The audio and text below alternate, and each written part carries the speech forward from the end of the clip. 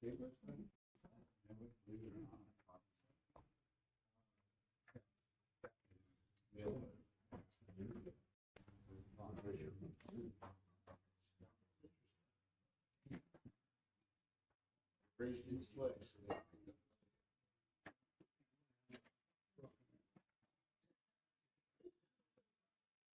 right, Shabbos, say good morning. Good morning. Let us begin by thanking our sponsors for this morning shir, to thank our Talmud Torah sponsors for the month of Menachem Av, to thank Benjamin and Ali Swallow and Latanya Eretz Yisrael for dedicating Ovid Sherman Joshos this month in honor of Moshe Abramson and Jeremy Lassen, who make the shiurim available to all of those who are outside of our physical base medrash. To thank Jack Bennett for dedicating the shiurim and Joshos this month in memory of Sergeant Nikolai Rappaport of the Givati Brigade, who died in a Hezbollah ambush in southern Lebanon in 1998. To thank our Week of Learning sponsors, Seid and Sima Haken, for dedicating Shurim this week in the Schusar of Fushlim for Avram Ben Zinat, and for Aslacha for the entire family, and to Michael and Leah Edidin in memory of Leah's brother, Yonasan Ben Yosef Zichron Livracha. We hope that in the merit of our Talmud Torah, all of the Neshamas will have an Aliyah, and the families a nechama. But say with that, let us begin. So today's daf is daf Ayin 70. We are picking up Emiras Hashem on the top of Ayin, first line. So the Gemara says as follows. So continuing in the sugya of refuas, of different medicinal remedies. So the Gemara says as follows. Lichazisa. So what's a chazisa? Rashi says over here, yalepes. So we'll say, so yalepes is some type of skin disease, or really boils. Yalepes is ultimately, again, that's moist. So sometimes a moist boil. So the Gemara says, what should you do? Leisi shev chiti arzinaisa. Go ahead and take seven good wheat kernels. V'niklenu, go ahead and burn them, literally roast them. Amora charata, on top of a brand new shovel. So take these 7 wheat kernels, roast them on top of a new shovel. V'nafik mishchaminayu, the oil that comes out of those kernels. V'neshiv, and rub it on the affected area. Okay, that's the remedy. Rav Simi Bar Ashi also used this same remedy for a non-Jew who was suffering from saras v'isi, and it worked. So apparently, not only does it work for this chazazis, but also works for leprosy as well. Incredible. Amar Shmuel said as follows: Hayman de machuli ba'alunchi de parsoi michya lo chaye. So we'll say, so a person who is injured literally by a Persian sword. By a Persian spear. What's the chap of the Persian spear? If you look at Rashi 3 lines down from the top, Bulanchi parsoi, benun cholio shal parsam shemitzarfin also b'mei sam hamaves. Apparently the Persians used to go ahead and coat their spears. Literally, according to Rashi, it's forge their spears, but coat their spears with some type of poisonous water, Rashi brings down. So in other words, the Persians had this chap, not only were their spears, but Lamaisa, they coated it with poison. So if you got stabbed by a Persian spear, you were going to die. So the Gemara says over here, Shmuel says, a person who gets stabbed by a Persian spear is going to die. Lo chaye. Adahachi v'hachi. So, but nevertheless, again, while you're dying from the stab of the Persian spear, Nisfule bisra shmeina agmuri v'chamra chaye. So we'll say, so as much as there is no remedy after one has been stabbed by a Persian spear, in other words, unfortunately, one is going to die as a result of the poison, but there is a way to prolong one's life. How do you prolong your life? So the Gemara says, go ahead and eat meat. Fatty meat cooked over coals, the chamra chaye, and undiluted wine. And I will say, now ultimately again, therefore what? Afshar the chaye porta, this will prolong a person's life for a little bit, umafkid abese, and you have the ability to go ahead and command your home, give your family like your final will and testament. So I will say it's a very profound Gemara. So of course, again, remember, all of these Gemaras have layers of profundity. Rabbi will say, what is the Gemara describing over here? The Gemara is describing over here an unchangeable situation. Right? An unchangeable situation. So this individual, in this case over here, has unfortunately been stabbed by a Persian spear. What happens after a person is stabbed by a Persian spear? What happens? they're going to die. There is, bless you, there is no remedy for that poison. So what do you do in life at the end of the day when you are faced with unchangeable circumstances, right? We like to think that you could change any reality, and often we live with the conception that you could change any reality, but every so often we are faced with a reality that I cannot change. So what do you do in those situations? You maximize the reality you have, even if you have an inability to change it. So the Gemara says, a person stabbed with a Persian spear, they're going to die. They're going to die. That's unchangeable. What you can do is potentially eke out an additional few moments of life. And in those few moments of life, potentially go ahead and say the things you need to say to your family. You can't change your circumstances in life. If you can't change, the only option you have is to maximize the circumstances you have in front of you. Such an incredible Musar Haskell. So the Gemara goes weiter. Similarly, Haiman de Bala Zibura. If a person swallows a bee, mechia lo chaye, a person is not going to survive that. Not going to survive it. So what can you do? We'll say first wide line on Ayin Od Aleph. Adahachi v'hachi, but again, after you swallow the bee, thank you. Say thank you so much. No worries, thank you. Adahachi v'hachi. Adahachi v'hachi means, unfortunately, while a person is dying, nashke revi asad dechala shmeina. Go ahead and drink a revius of strong vinegar. After the chaye porta, you'll be able to live a little bit longer. Umafkid lebese, and you'll be able to go ahead and literally give, final will and testament to your mishpacha. So we'll say same yisod. It's really, and I'll say there is such profundity in these statements of Chazal, recognizing circumstances and situations that you cannot change, So if you can't change the circumstances you have, at least find some way to maximize them. Incredible. But we'll say second wide line, Ayin Amud Aleph. Second wide line.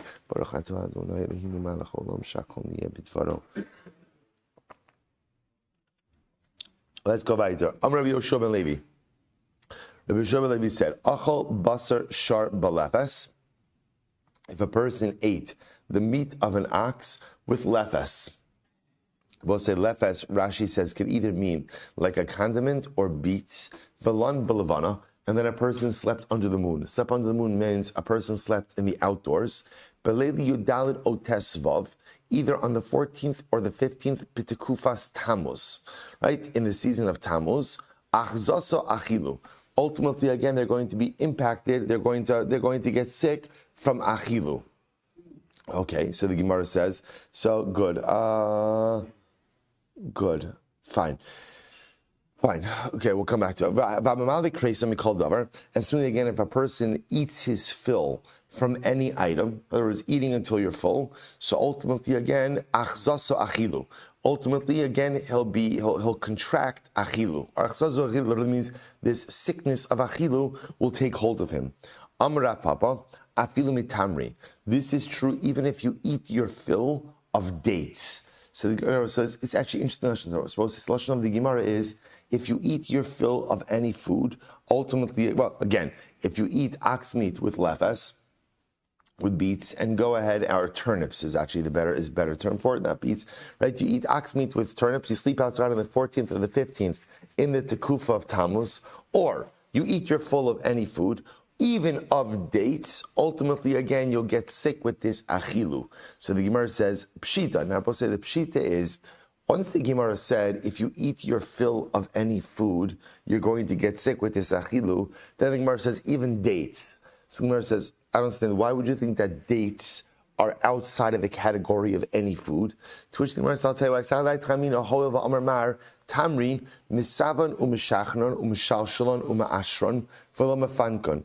Dates are a quality food. Why are dates a quality food? Dates have the ability to satiate.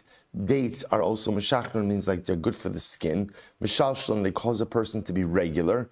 Ma'ashron, they fortify the system. V'lo, and even though again they're sweet, they do not cause a person to become a mifunak. We'll say a mifunak is like a high maintenance individual. So again, normally a person consumes sweet foods, maybe that makes them a high maintenance individual. Dates are not like that. So I would have thought that since dates have all of these qualities Emolo, perhaps again, if you eat to the point of satiety, you wouldn't contract achilu. Kamashmala, no, you'll still get achilu. Says Gemara, by the way, my achilu. What is achilu? Rabbi Lazar, ish shal atzamos, some type of fire of the bones. My ish shal atzamos. What is ish shal atzamos? Abaye ish garmi, bone fire. Okay, so it's very helpful. Right, so again, what's interesting is what is this? You know what it sounds like? It sounds like some type of joint pain, right? So fire of the bones sounds like some type of internal joint pain. Okay, so the Gemara said, Maya Suse, what is the remedy for achilu? Abai said, Amrili aim, my mother told me, Kulu shakaini tlasa v'shiva utresar. So Rabbi says it's actually interesting. Before the Gemara gets into what the remedy is, the Gemara says in general, Abai says, my mother, Abai says, my mother told me, normally when consuming remedies, right? Let's say you have a particular drink that's a particular remedy. Normally these drinks have to be consumed for either 3 days, 7 days, or 12 days. Thank you so much. V'hai ademasi. This remedy, you continue drinking it until you are totally healed. Now, we don't know what the remedy is yet, but Abai is just saying, my mother told me this remedy is different, that you have to continue consuming it until you're healed. Kulu shakaini ali barekana. Normally, again, when consuming remedies, you normally consume remedies on an empty stomach. V'hai basar da'achal v'shasi v'ayala beisakise v'nafek u'mashe yodei. But this remedy really you should only consume after you eat, after you drink, after you come out of the bathroom, and go ahead and wash your hands. Okay? Umaisi lebuna dishasisa.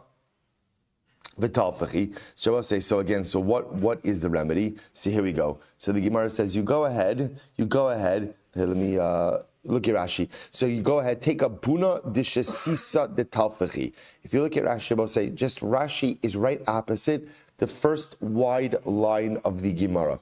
So what do you take? Buna dishasisa talfachi, mali egrof, min shasisa. Shem machal ha'asu mikemach adashu melach. So we'll say the first ingredient is you take a fistful of shasisa.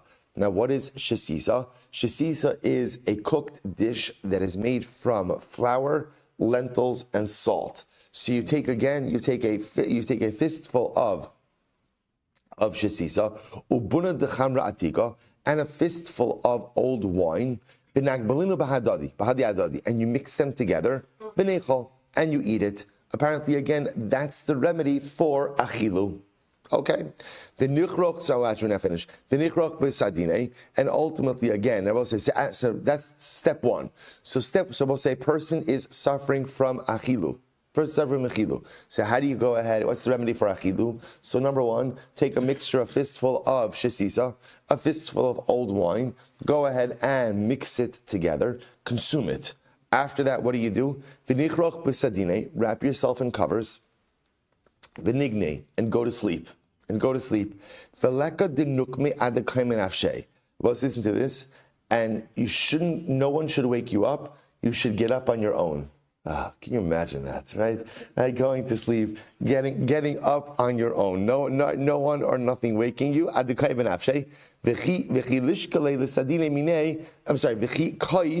And when you wake up in the morning, take off your covers. In other words, you have to remove those covers. If you don't remove those covers, ultimately, again, you'll contract the achilu again. Apparently, I will say from the Gemara's perspective, the disease itself goes to the cover. Essentially, I will say what you're doing, by the way, is actually interesting. Rashi points this out. Rashi says, "V'nichroch gufei b'sadine k'di shiyischemim gufo v'yazia." What's the idea of wrapping yourself in the blanket? To sweat. You're sweating out the cold, which is interesting, or whatever. You're sweating out the illness.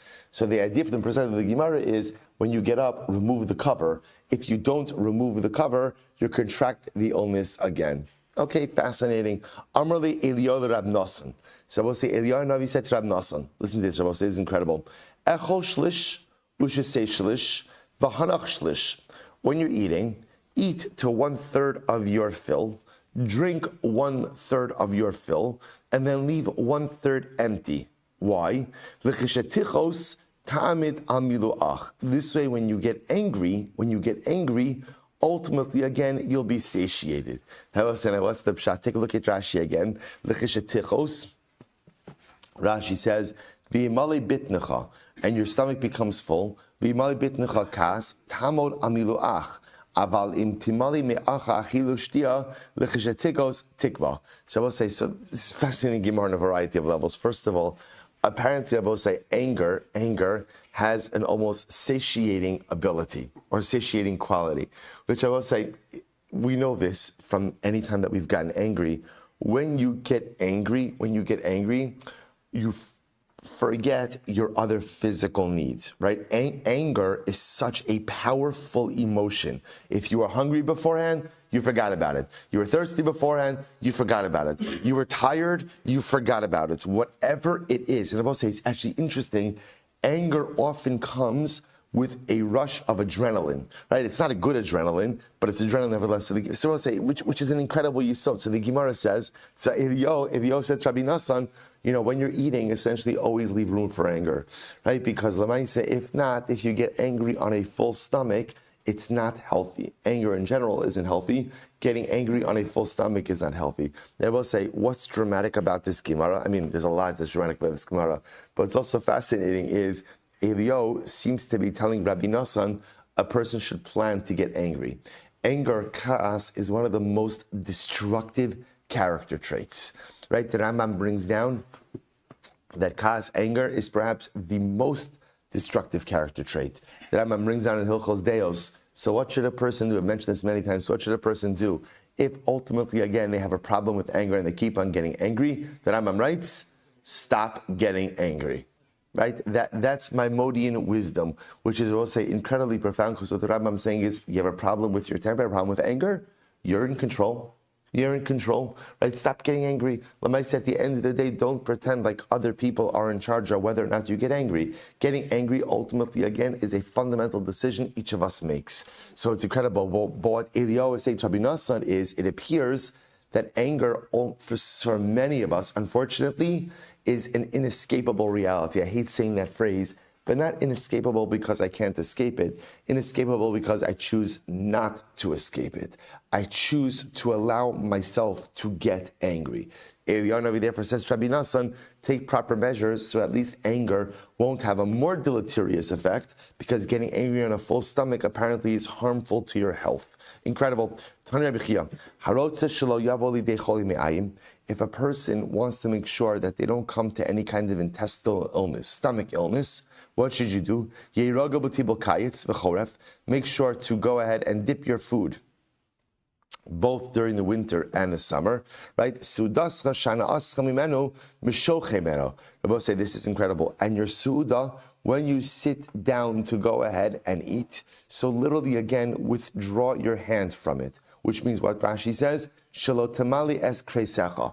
So apparently, again, I will say there is a wisdom to not eating to your fill, right? Go ahead and essentially stop eating a little bit before you are satiated. So I will say, just the Sfarim bring down, there's a lot of commentary on this in general, that what the Gemara is saying over here is that the key to health in life. Now, the Gemara is talking about physical health, but it could very well be that this is the key to spiritual health as well, is don't fully indulge all of your physical senses. In other words, enjoy, but perhaps, again, don't enjoy to the point of physical satiety, but rather hold back just a little. This way, a person doesn't fully indulge the physical part of their persona, the physical part of their life. It's actually incredible. Sudascha shana ascha mimena, the suuda from which you get hana, mishoch yad chaimena. Pull back your hand just a little bit. Don't fully indulge. Hold back just a little bit. V'altisha atzmicha b'shah she'ata tzarich linekavecha. If you have to go to the bathroom, don't hold back. Don't hold back. Also, we've seen this a number of times throughout our journeys of Shas, how Chazal understood that physical health really depends on relieving yourself whenever you have to use the bathroom. Amar Mar Okva, Haiman deshasi tila chivra, achzasu visik. So we'll say the Gemara says, Mar Okva says, this person who eats tila chivra, or drinks tila chivra, Rashi says, is bad wine. Bad wine, right? Yain ra. If you drink bad wine, it's bad for your health. Ultimately, again, you'll be overtaken by visik. I will say, what's visik? Rashi says is chaloshos, weakness. So apparently, consumption of bad wine ultimately leads to physical weakness. Amrav Chista, shisin mine chamra havumalya dekulu samcha rechasna. So Rav Chista said there are 60 different types of wine that are all very good for your health. The denominator amongst all of these wines is sumka, they're red wine, and rechasna, they have a good aroma, a good smell. Griya dekulhu tilachivra. The worst kind of wine for you, it'll say, is this weak wine. Tilachivra could also mean like a white wine, right? A weaker wine. Okay, so this Rashi calls it yain ra, bad wine. Amrav Yehuda, Hayman di Yosef bitziparne nisan gabinura.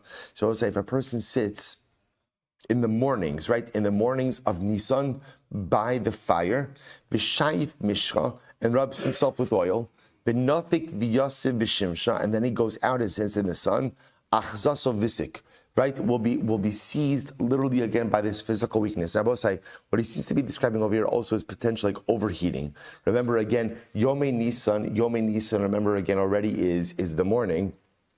So remember again, he's sitting in the mornings of Nisan by the fire, then putting oil on himself, and then sitting out in the sun. So there's a sense of overheating. So if he's going to be overheating, ultimately again, he could be seized by this visik, by this weakness. Tan Rabbanan, hikiz dam v'shimish mitaso. If a person did bloodletting and then engaged in relations, havilo banim viskin, he'll have weak children. And I will say, this is now part, we've seen this motif in Chazal, that ultimately again, that both the physical and spiritual state that a person is in at the time of marital intimacy could have an impact on the children that are conceived from that act of intimacy. So a person does bloodletting, which again I will say normally weakens a person, right? And then has relations, could have children who are weak. Hikizu shneim, if both husband and wife both did bloodletting, v'shimshu, and had relations again after that act of bloodletting. So havile banim ba'ale ra'asan. Ultimately, again, I will say, so ra'asan, Rashi says, is chaloshim harbe, is a very weakened state. Machmas sheish lahen sheretz b'moach. As a result, I'll say ra'asan is some type of parasite inside of the head. So a person, so both husband and wife both engaged in bloodletting, then halacha l'maisa, again, the Gemara says, to have children who are in an incredibly weakened state. Okay. This is only if you didn't eat something after bloodletting. But if you ate something after bloodletting, less lanba, then ultimately we're not concerned with any type of weakened state. If a person came back from a journey, from traveling, and then had relations, ultimately the Gemara says they're going to have children who are very weak. Once again, it's the same idea. Coming back from a journey, the assumption is that a person is already in a weakened state. So if relations occur in a weakened state, the children will suffer from this type of chronic weakness.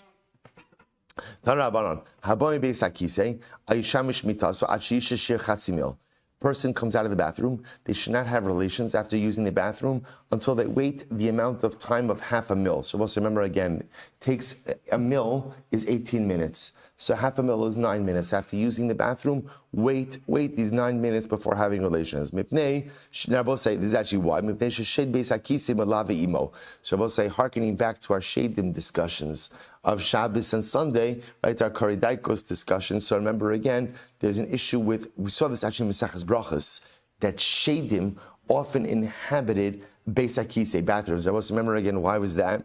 Because remember again, their beis hakisei, their bathrooms were often in uninhabited, desolate areas, which are prime shadim locations. So there was a concern that ultimately after using the beis hakisei, a person would be, I don't know, somehow impacted or yes, would have shadim with them. So engaging in relations after that could ultimately be a bit deleterious to one's health. And if one does so, havile bana nichbin, he'll have children who are nichbin. And I will say, now what's a nichbin? So Rashi says over here, noflim machmas choli.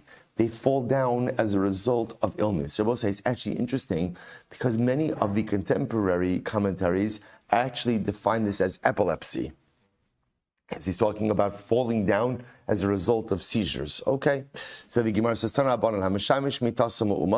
if a person has relations standing up, now I will say, interestingly enough, are cramps. Now, interesting enough, the Gemara just seems to be saying perhaps this is just a physical reality. Person has relations while standing up, ultimately again they could get cramps. Miyushav, person has relations sitting down. Ochzaso deleria. Ultimately, again, they could suffer from deleria. If the wife is on top and the husband is on the bottom, ochzaso deleria. My deleria. Rabbi Shmuel Levi, some deleria darda. So we'll say, see, here's what's interesting. Once again, the Gemara doesn't define what this deleria is. That sounds like delirium. Okay, I don't know if it literally. Hey, but instead, what the Gemara does is the Gemara talks about the remedy for deleria. What's the sign for deleria? Darda. Right? What do you take for deleria? Darda. Okay. My dardara. What is dardara? Says the Gemara. Amrabaye moriki dechuchi. It is morika is saffron, but dafka saffron that grows by thorns. Rashi says moriki dechuchi kurik hagadol begeder shel hizmi shikorin shvil. So it's dafka saffron plant that grows by thorns. Okay, Rapapa alis ubalale. Rapapa, when he would take saffron, would often go ahead and chew it and then spit it out. So he would chew it and then spit it out. Chew it and then swallow it. Rav Papi alis v'shadili. Rav Papi would chew it and spit it out. Okay, so apparently different ways to use the saffron. Fine. Amr Abaye. So Abaye will say, it's such an incredible Gemara. Misha ena baki b'derech eretz. Then I will say, now what does this mean? A person who's not a baki b'derech eretz is not talking about a guy who has a problem with his midos, but rather is talking about a man who is impotent. Right? So I will say, what the Gemara is talking about over here is a man suffering from ED, right? A person who is impotent. So I will say, this is incredible. So what is the cure for impotence? So the Gemara says, Laisi gimel kafizi kurtimi dechuchi. So I will say, go ahead and literally again take 3 kafizim. This is Rashi says, kli machzik gimel revios. So I will say, so a kafiza apparently itself is a utensil that holds 3 reviuses. So take 3 kafizim of kurtami. Remember again, kurtami dechuchi, which is saffron that grows by the thorns. Vinedukinu vinishkalinhu bechamra. So we'll say, so what should you do? Grind up saffron, boil it in wine. Take this concoction, vinishti, and drink it. So I will say, this was the Talmudic cure for impotence. Incredible. So the Gemara says, Rabbi Yochanan, hein, hechzirunu lina'arosai. So Rabbi Yochanan says, well, this is incredible. It's like a testimonial. Rabbi Yochanan says, I took this, and it restored me back to my youthful vigor. I will say, is that not incredible? So again, I will say, again, what's fascinating about this Gemara is a number of things. First of all, I will say, isn't it fascinating that like Rabbi Yochanan goes on record about this, right? So Rabbi Yochanan tells us, I had this issue of impotence, and Lamaisa, I took this concoction, and Baruch Hashem, it worked. Let's say it's also such a beautiful. There's a beauty to the Gemara, because also what the Gemara says is that like there are certain things that are natural in life, certain things that occur, and a person should never go ahead and chas v'shalom be embarrassed because of the natural events that happen, especially those associated with aging. Right? There are certain, there's a tshuva by Rav Moshe. The halacha is that when a woman is in nida, so the halacha is she's not supposed. We did this in Smichas Chaver not so long ago. So husband and wife are not supposed to hand things directly to each other. So there's a tshuva by Rav Moshe where it talks about a chassan and kala by Sheva brachas, where there was going to be an issue by Avdallah. I don't remember the circumstance, but whatever it was, is that the shaila was the kala chassan were going to be embarrassed if they can't hand like Havdalah directly to each other. So Rav Moshe said, what is there to be embarrassed about that a woman is in nida? right? If a woman is in nida, that means that Baruch Hashem, her body is functioning and is working in the way it is supposed to be. He said, Ramosh, the fact that people are nosy, they should just mind their own business. But Lamai said, there's no embarrassment attached to normal bodily things. And I both say that's part of what the Gemara is putting out over here also, that sometimes people are reticent to go ahead and seek out help for certain physical issues because they're embarrassed about it. So I really do think that Rabbi Yochanan comes on record over here and says, by the way, I had this problem, and Baruch Hashem, this concoction returned me back to my youthful vigor. They will say, why does the Gemara need to say this? Why does Rabbi Yochanan need to go on record? They will say, it's a chizik. Because sometimes people are reticent to get help for certain things that are normal physical realities of aging. And not getting help for it could cause issues within a relationship, could cause issues in shalom bayis. Person should never be embarrassed about things that are normal physical realities of life. Incredible Gemara. We'll say, Mamish, everything is in Shas. Everything is in Shas. And we'll say, let's go weiter. There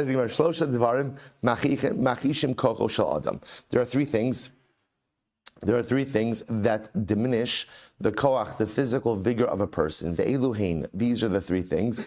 Pachad. Rabbi say, what's interesting is actually an incredible Gemara. Rabbi say, pachad normally means fear. Here, if you notice, Rashi translates it differently. Rashi says, pachad is daiga, worry. Shedoig al davar ha'asid kigon tirud bizonos o pachad oyev. So we'll say this is fascinating. So pachad here doesn't just mean fear. Rashi says it means worry about something in the future. Isn't this incredible? Worrying about the future, worrying about something that may occur. So pachad, derech, traveling, va'avon, and sin. Let's say it's such a profound Gemara. Three things ultimately sap a person of his koach. So I will say worrying about the future. Worrying about the future. What's the chap with worrying about the future? So we'll say worrying about the future, ultimately, again, you can't control it. And there's absolutely, there are any untold number of variables that could unfold in our future. And we know that if a person becomes preoccupied with worrying about what will be, well, see, you know what happens? That people are perpetually worrying about the future? It leads to life paralysis. You end up not doing anything, not accomplishing anything, because you are simply frozen and paralyzed by the future, by the worry of the unknown. Derech, so we'll say that one just seems to be a reality of travel, right? Constantly traveling and not being settled in one place saps a person of their vitality. And sin, we'll say, is an incredible one, right? So we'll say sometimes if you think about it, the greatest negative byproduct of chait is not simply the commission of Aveira, but it's the fact that I'm utilizing precious life koach in the wrong way. Right? I say each of us has there is a set amount, there's a reservoir of life, vitality, and strength that you have. It's not infinite, right? It's not constantly renewable. There's just like time is a finite, non-renewable resource, so koach is also a finite, non-renewable resource. And if I use it in the wrong way, if I use it for chait, then ultimately, again, that means it is not available for something else. It's an incredible, incredible idea. So we'll say these three things ultimately diminish the koach of a person. Dichsiv, so the Gemara says, Pachad dichsiv, libi secharchar azavani kochi, derech dichsiv, ana b'derech kochi, avon dichsiv, kashal ba'avoni kochi. So we'll say, you see each of these three things have psukim that indicate that they sap a person of their vitality. But I will say, but in general, the Gemara is teaching us is this incredible yisod. Understand that there are certain things which use up your life koach. Worrying about the future, constantly worrying about some potential unknown will sap you of your koach. I will say, derech, what does derech mean? But there are people who are always like running around like a chicken without a head, right? They're running in like multiple directions in any given moment. That saps a person of vitality. Choose a derech, choose a path and go down it. And lastly, chait. A person chooses to utilize their life of vitality in the commission of sin. Not only am I making poor choices, but I'm also using up my light koach. Koach that could have been used for dynamic activity is now unfortunately again being squandered for the pursuit of sin. It's so profound. Shlosha devarim matizin gufo shel adam. Both say there are ultimately again three things. Matizin. Matizin gufo shel adam. Ultimately, both say now matizin literally means, Rashi says, means tear down. Rashi says over here, matizin gufo shel adam, literally deconstruct the body of a person. What are they? Ve'eluhein achol me'umad, eating standing up, shasa me'umad, drinking standing up. So apparently what that means is these are unhealthy behaviors.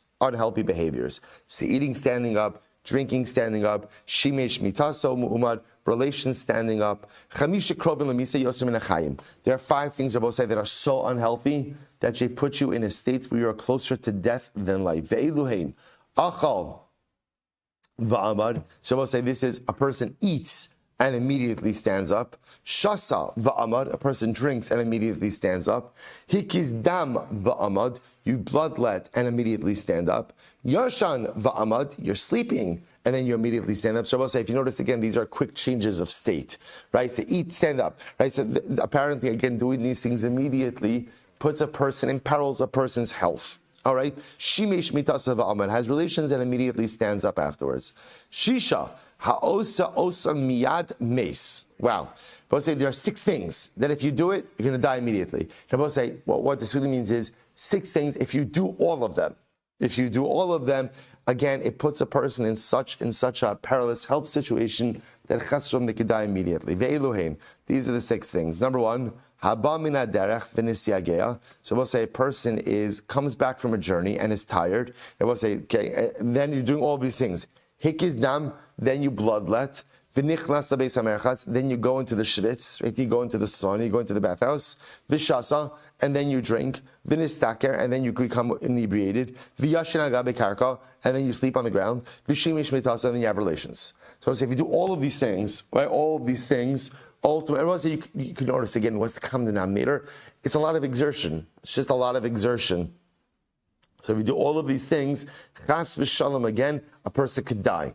Am Rabbi Yochanan v'hu sha'asan kesidran, but you only die if you do it in this order.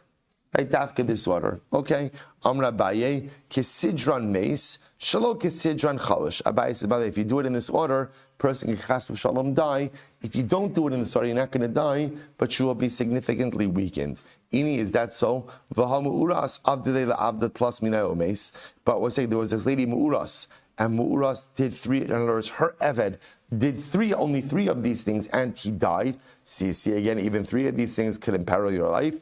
To which the Gemara says, that eved, he was very weak to begin with, right? He was very weak to begin with, so because he was in a compromised state, therefore 3 things ultimately sent him over the edge. Okay, Shmona, so we'll say there are 8 things, Ruban Kashu Miyutan Yafeh. We'll say there are 8 things where a lot of it is detrimental, but a little of it is actually beneficial. Ve'eluhein, right? Derech, traveling, right? Traveling, and we'll say, Rashi says, the halik bidrachim. Ultimately, again, a little bit of travel is a good thing. Too much travel, ultimately, it could be physically depleting. Derech eretz, relations. So we'll say, by the way, there's a lot of profundity in this Gemara as well, because if you'll notice, by the way, look at the rest. Osher, wealth, right? Malacha, work. So I'll say, even before we write yayin, wine, shina, sleep, chamin, they will say chamin, Rashi brings down is drinking warm items and washing yourself in warm water.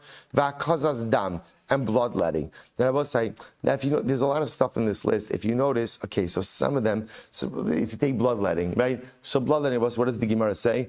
A little bit of bloodletting could be very beneficial. A lot of bloodletting could be detrimental. But I will say, if you look at other things in this list, there's also a very strong spiritual message as well. What the Gemara is talking about is a message of moderation. There are certain things that could be very wonderful and very helpful and very healthy in moderation, but in excess, ultimately, again, in excess can be detrimental. So, for example, derech, traveling. Traveling can be something very nice. Let's say if a person's life becomes about traveling, ultimately, again, that can be detrimental to one's personalistic accomplishment, right? Intimacy. Intimacy, again, in moderation can be very healthy and very wonderful in a relationship. But again, an overabundance or an overindulgence ultimately